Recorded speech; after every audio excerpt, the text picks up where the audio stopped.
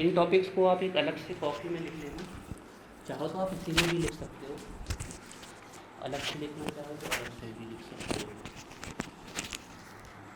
और कुछ सालों के आप पेपर उठा के देखिएगा, 8 से 10 सालों के। नहीं अभी तो चेंज नहीं होगा और वापस लौट के आएगा आपका सिलेबस। नहीं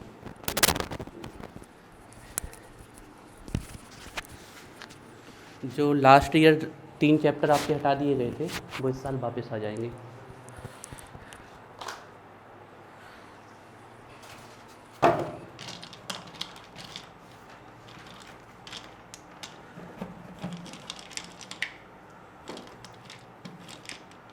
ठीक है, देखो अगर हम बात करें आपके टोटल सिलेबस की तो ऑर्गेनिक केमिस्ट्री के 4 चैप्टर्स हैं आपके क्लास 12th के सिलेबस में, चाहे कोई भी बोर्ड में पढ़िए आप। चैप्टर 10 से स्टार्ट होते हैं, अलग अलग बोर्ड में चैप्टर का नंबर अलग हो सकता है लेकिन नाम सबका सेम है। तो पहला चैप्टर जो ऑर्गेनिक केमिस्ट्री का आता है वो है हैलो एल्केन एंड हैलो एरी। दूसरा चैप्टर जो ऑर्गेनिक केमिस्ट्री का आता है वो है एल्कोहल, फिनॉल एंड ईथर। तीसरा चैप्टर जो ऑर्गेनिक केमिस्ट्री का आता है वो aldehyde, ketone and carboxylic acid. जो चौथा चैप्टर आता है ऑर्गेनिक केमिस्ट्री का एंड फाइनल वन वो है ऑर्गेनिक कंपाउंड्स कंटेनिंग नाइट्रोजन। ठीक है, इन चैप्टर को हम बहुत डिटेल्स में पढ़ेंगे और बड़े आसानी से आपके क्रैक हो जाएंगे। तो इसमें से जो चैप्टर है आपका फर्स्ट ऑर्गेनिक केमिस्ट्री का चैप्टर जो क्लास 12th का है वो है आपका hello alkene and hello arene. इस चैप्टर पे एक बहुत इम्पॉर्टेंट टॉपिक है, वेरी वेरी इम्पॉर्टेंट टॉपिक है, हाईलाइटेड टॉपिक है, न्यूक्लियोफिलिक सब्स्टिट्यूशन रिएक्शंस। अब ये होती क्या है, what the means of nucleophilic substitution reactions, अगले 1 घंटे में आपको ये सब कुछ पता चल जाएगा। क्वेश्चन आता है आपके एग्जाम में, explain nucleophilic substitution reactions in haloalkane. या फिर क्वेश्चन आता है explain SN1 and SN2 reactions. N से मतलब है न्यूक्लियोफिलिक, S से मतलब है सब्स्टिट्यूशन। सेम यहाँ कहानी है, न्यूक्लियोफिलिक सब्स्टिट्यूशन। तो न्यूक्लियोफिलिक सब्स्टिट्यूशन रिएक्शन 2 प्रकार की होती हैं, दे आर 2 टाइप्स। एक ऐसी रिएक्शंस जिसमें वो एक मॉलिक्यूल की एक्टिविटी के कारण हो रही होंगी, एक, तो उनको बोल दिया SN1। और दूसरी ऐसी रिएक्शंस होगी जो 2 मॉलिक्यूल की एक्टिविटी के कारण हो रही होगी, तो उनको क्या बोल दिया, न्यूक्लियोफिलिक सब्स्टिट्यूशन रिएक्शन 2। ये 1 और 2 किस कारण आया है, ये 1 एंड 2 इस बेस पे आया है कि वो रिएक्शन कितने मॉलिक्यूल की एक्टिविटी के कारण हो रही है या कितने मॉलिक्यूल के कंसंट्रेशन के कारण हो रही है। अगर एक मॉलिक्यूल के कंसंट्रेशन के कारण रिएक्शन हो रही है तो 1 पावर लगा देंगे और 2 के कारण तो 2। दोनों ही न्यूक्लियोफिलिक सब्स्टिट्यूशन रिएक्शन है, लेकिन SN1 में रिएक्टिविटी कितने मॉलिक्यूल पे डिपेंड करेगी और इसमें कितने पे, 2 पे। ये क्वेश्चंस के पता है आपको, कॉम्पिटिटिव एग्जाम में यहाँ से कम 10 से 15 क्वेश्चन बन सकते हैं आपके इस टॉपिक से। अभी आप सुनते जाइए आराम से, जितना भी होगा बड़े आराम से सुनिए आज।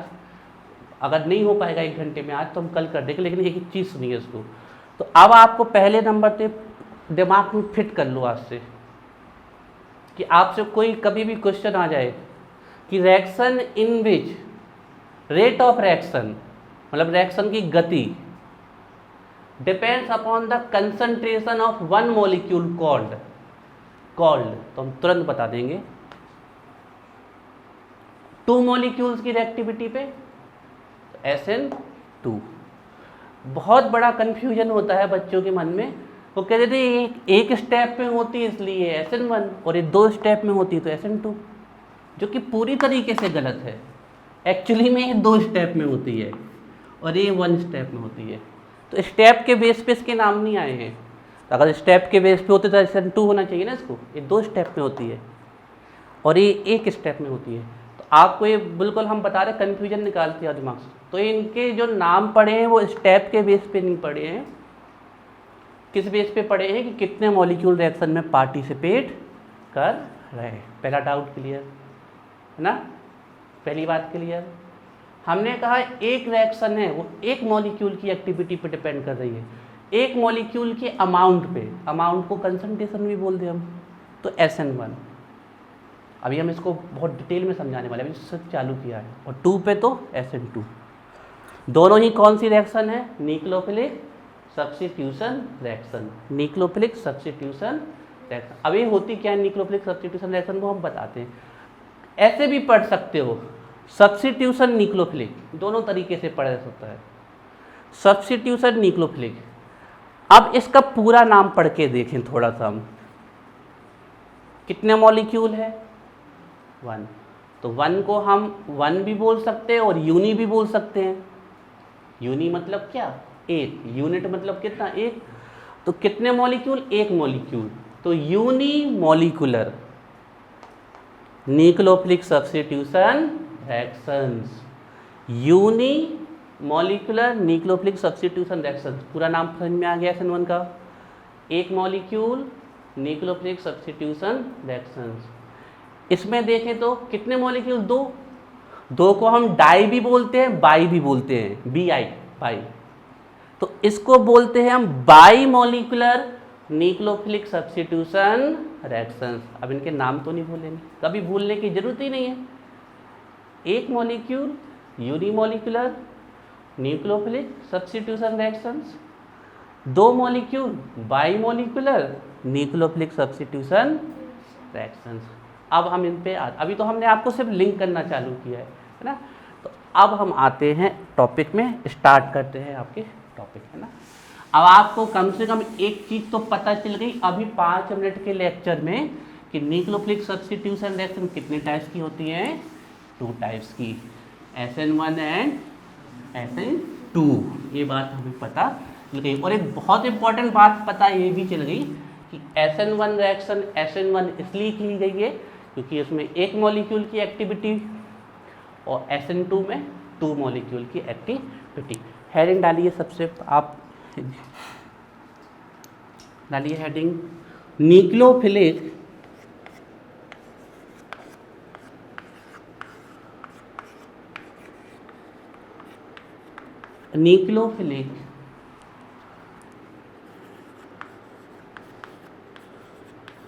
सब्स्टिट्यूशंस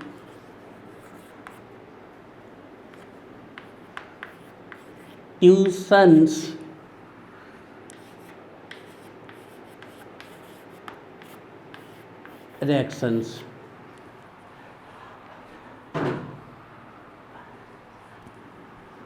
ब्रैकेट में लिख सकते हैं आप SN1 एंड SN2। देखो लिखने का तरीका कैसे है? SN1 S बड़ा, N भी बड़ा लेकिन बॉटम में, और फिर उसकी पावर, है ना, S और बॉटम में N और फिर पावर S। एक ये होता है तरीका लिखने का। ऐसे नहीं लिख देना कि S भी बड़ा, मतलब बड़े तो दो, ऐसे ना लिखना, ठीक है जी। SN1 SN2।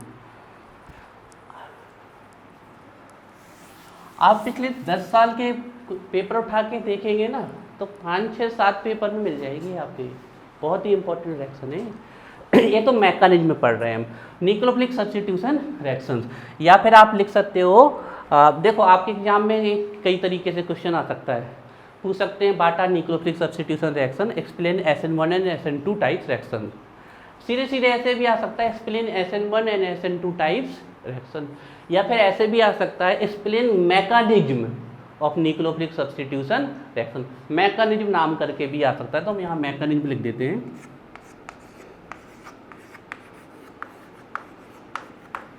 Mechanism of nucleophilic substitution reactions. Mechanism of nucleophilic substitution reactions, ठीक है। कहीं भी आपको एक भी पॉइंट अगर समझ में नहीं आया ना, तुरंत पूछ लेना है, पूछना पड़ेगा ना बच्चों। हम तो अपनी तरफ से कोशिश करेंगे कि हर चीज़ बताते आए, तुरंत आपको पूछना है जहाँ भी समझ में नहीं आए। अब हम इसमें एक चीज़ को एक्सप्लेन करना चालू करते हैं, ठीक है। चलिए, अच्छा हमें पढ़ किस में रहे ये भी ध्यान रखना, ठीक है। ये हम पढ़ रहे हैं हेलो एल्केन में, हेलो एल्केन में ही पाई जाती हैं। तो mechanism of nucleophilic substitution reaction इतना लिख लिया। इसके बाद लिख लो इन हेलो एल्केन्स, या इन्हीं का एक दूसरा नाम होता है एल्काइल हैलाइड्स। सब हम आपको एक एक चीज़ क्लियर कर रहे हैं। एल्काइल हैलाइड्स बोलते हैं। चलिए अब एक एक चीज़ क्लियर करना चालू करें आप लोगों को। हाँ, पहले तो इतना जितना ये बोर्ड में लिखा है ना, पहले इसको क्लियर कर देते, हेडिंग नीचे एंड। तो mechanism of nucleophilic substitution reactions in alkyl halides, haloalkanes. Mechanism of nucleophilic substitution reaction SN1 is in haloalkanes और एल्काइल हैलाइड्स। चलिए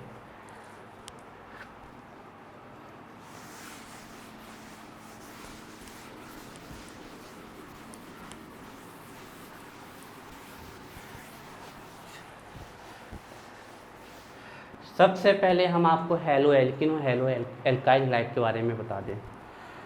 देखो, हेलो से मतलब है हेलोजन। जो हमारे ग्रुप 17 होता है ना, ग्रुप 17, उसमें जो एलिमेंट्स रखे हैं उनको हम क्या बोलते हैं? हेलोजन।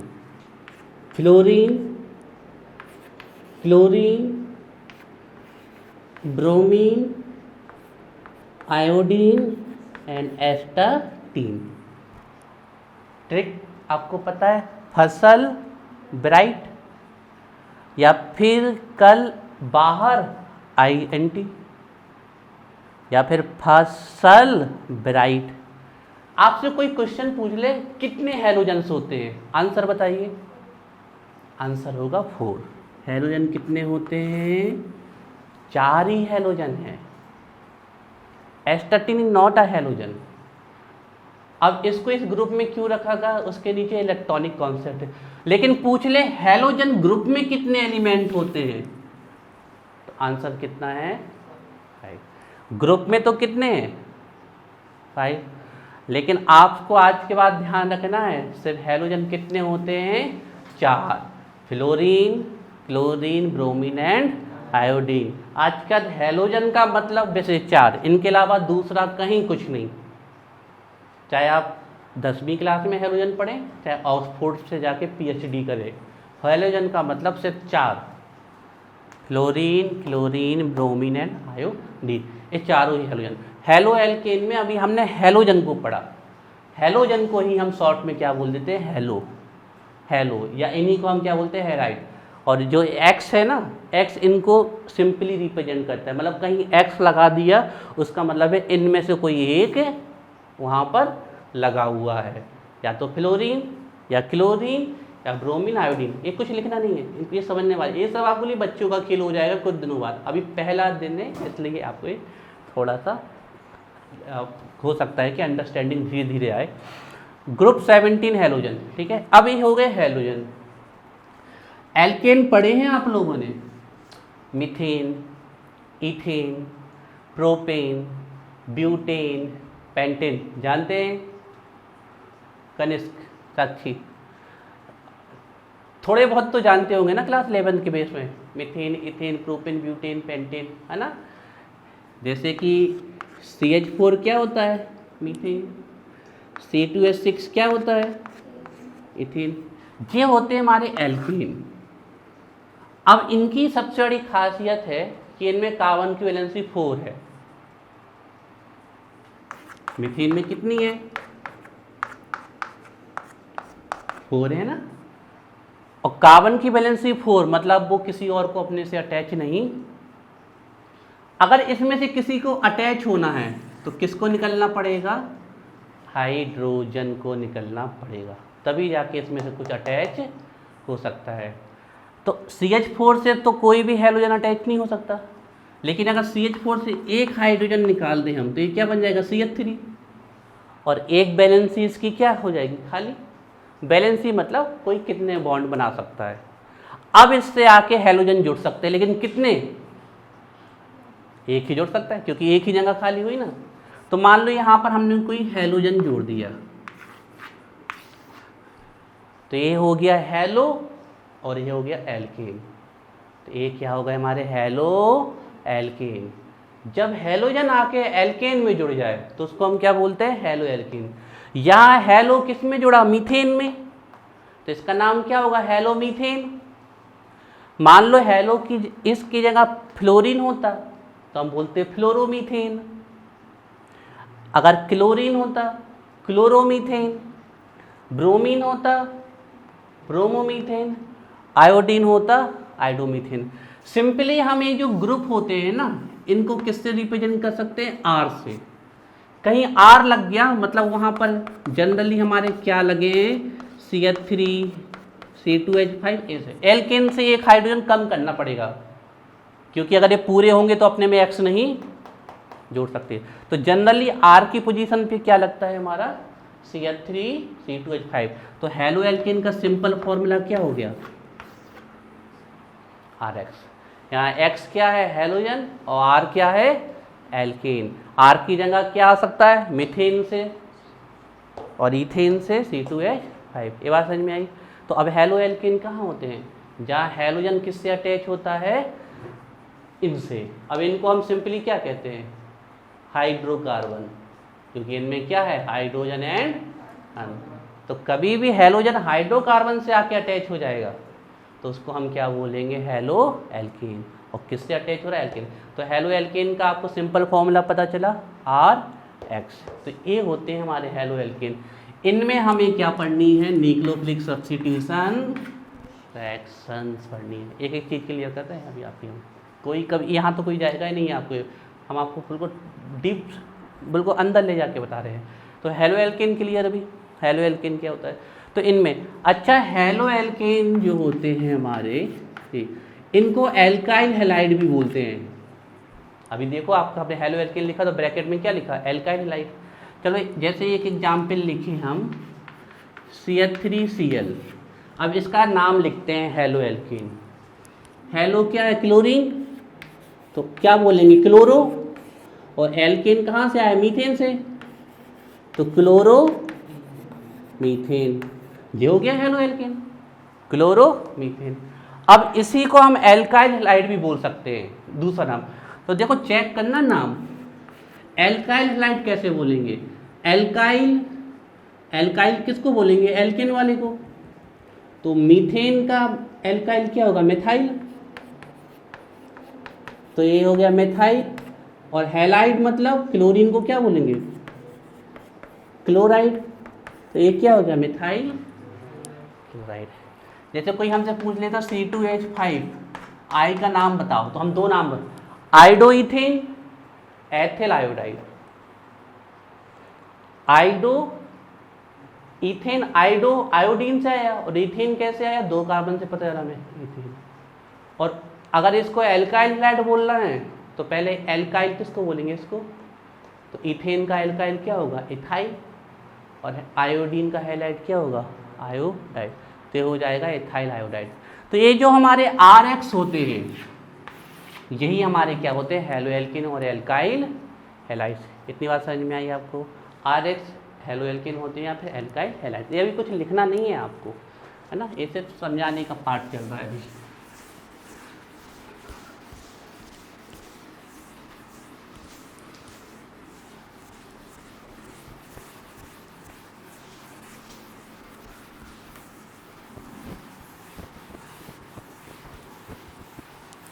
चलिए, तो अभी हमने पूरी हेडिंग में से सिर्फ एक वर्ड समझा कि हेलो एल्केन कैसे कहते हैं, एल्काइल हैलाइड कर देंगे। अब उसके पहले लिखा हुआ है nucleophilic substitution reactions. Nucleophilic substitution reaction पढ़नी है हमें हेलो एल्केन में और एल्काइल हैलाइड में। तो ये न्यूक्लियोफिलिक क्या है, ये न्यूक्लियोफिलिक क्या है, न्यूक्लियोफिलिक क्या है, ध्यान से सुनो। पहले नंबर सब्स्टिट्यूशन का मतलब समझो। हमने कहा कि हमने श्रेयांश को टीम से बाहर कर दिया और उसकी जगह प्रणव को अंदर ले आए। तो श्रेयांश का सब्स्टिट्यूशन किससे कर दिया हमने, प्रणव से। मतलब एक की जगह पे दूसरे को ला के रख देना, उसको क्या बोलते हैं, सब्स्टिट्यूशन। मान लीजिए यहाँ पर A से B जुड़ा है, हमने क्या किया, बी को बाहर निकाल दिया और सी को जोड़ दिया, तो यहाँ पर क्या हो गया, सब्स्टिट्यूशन। तो सब्स्टिट्यूशन का मतलब होता है जब, अब केमिस्ट्री बात करते हैं, जब किसी मॉलिक्यूल में या किसी रिएक्शन में किसी एक मॉलिक्यूल को या एटम को आप बाहर कर दें और उसके प्लेस पे दूसरा लगा दे, तो उसको हम क्या बोलेंगे, सब्स्टिट्यूशन। सिंपल सी बात समझ में। अब सब्स्टिट्यूशन हो किसके द्वारा हो रहा होगा, न्यूक्लियोफिलिक के द्वारा, न्यूक्लियोफाइल के द्वारा, तो उसको हम क्या बोलेंगे, न्यूक्लियोफिलिक सब्स्टिट्यूशन। हमने कहा सब्स्टिट्यूशन हो रहा है ए के द्वारा, तो ए सब्स्टिट्यूशन। सब्स्टिट्यूशन हो रहा है पिरणव के द्वारा, तो पिरणव सब्स्टिट्यूशन। अब ये न्यूक्लियोफाइल क्या होते हैं, पहले ये समझ लो। न्यूक्लियोफाइल, सीधी सी बात है, न्यूक्लियोफाइल वो होते हैं जो न्यूक्लियस पे अटैक करते हैं। एक एटम में हम बात कर लें तो न्यूक्लियस और उसके चारों ओर उसकी सराउंडिंग, तो न्यूक्लियस पे जो अटैक करते हैं वो हमारे क्या होते हैं, न्यूक्लियोफाइल। न्यूक्लियो मतलब न्यूक्लियस और फाइल मतलब लव, जिसका लव, जिसका अट्रैक्शन किसके प्रति हो, न्यूक्लियस के प्रति, उसको हम क्या बोलते हैं, न्यूक्लियोफाइल। अब हम कैसे पहचाने कि न्यूक्लियोफाइल, यहाँ देखो साथी पूरे ध्यान से। अब न्यूक्लियस पे कौन अटैक करेगा बताओ, न्यूक्लियस कैसा चार्ज है, तो जो उस पर अटैक कर रहा वो पक्का कैसा होगा, क्योंकि अगर ये पॉजिटिव होता तो रिपल नहीं हो जाता।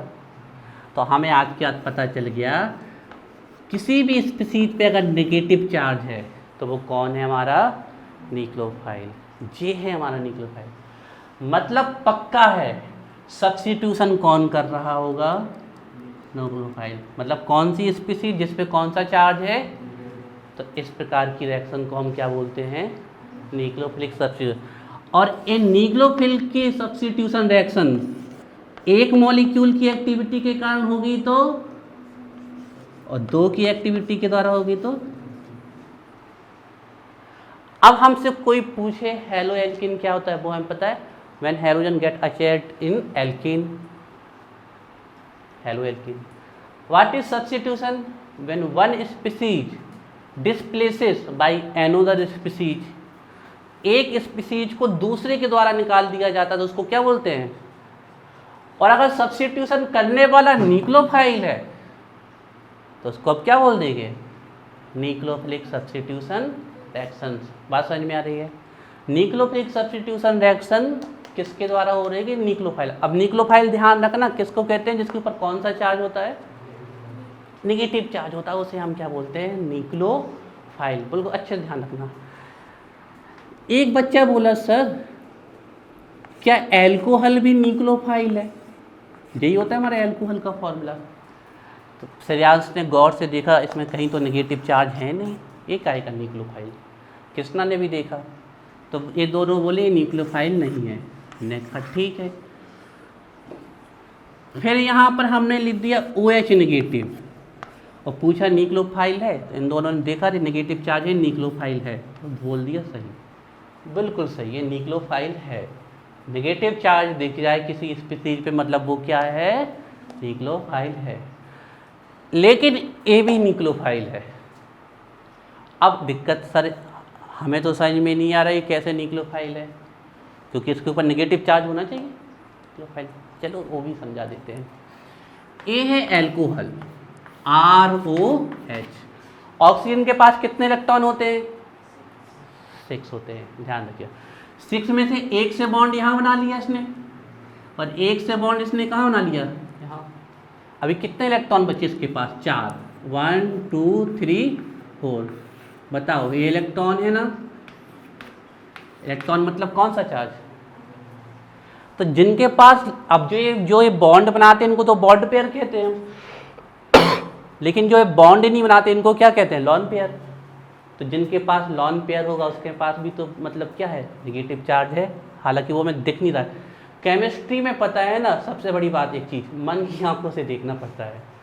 अगर आप मन की आंखों से देखोगे तभी आपको चीज़ें दिखेंगी सीधे। अब इसको आप इन आंखों से देखोगे ठीक है, लेकिन मन की आंखों से देखें तब हमें यहाँ लिखा दिख रहा है कि अरे यहाँ भी इलेक्ट्रॉन रखे हैं। तब जाके समझ में आता है कि नहीं। अब सर हमें कैसे पता चले कि किसके पास कितने इलेक्ट्रॉन हैं? तो इसके लिए एक ट्रिक है, ली बी बी सिनोफनी। ली बी बी सिनोफनी, इसके पास 1 इलेक्ट्रॉन, इसके पास 2 इलेक्ट्रॉन, इसके पास 3 इलेक्ट्रॉन, इसके पास 4, इसके पास 5, इसके पास 6, इसके पास 7, इसके पास कितना 8। 1 से चालू किया।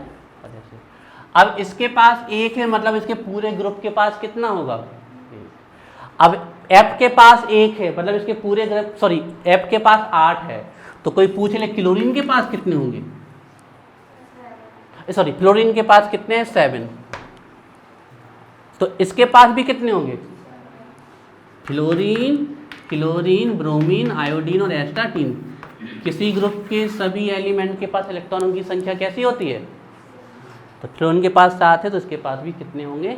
7 ही होंगे। तो एल्कोहल भी क्या है हमारा?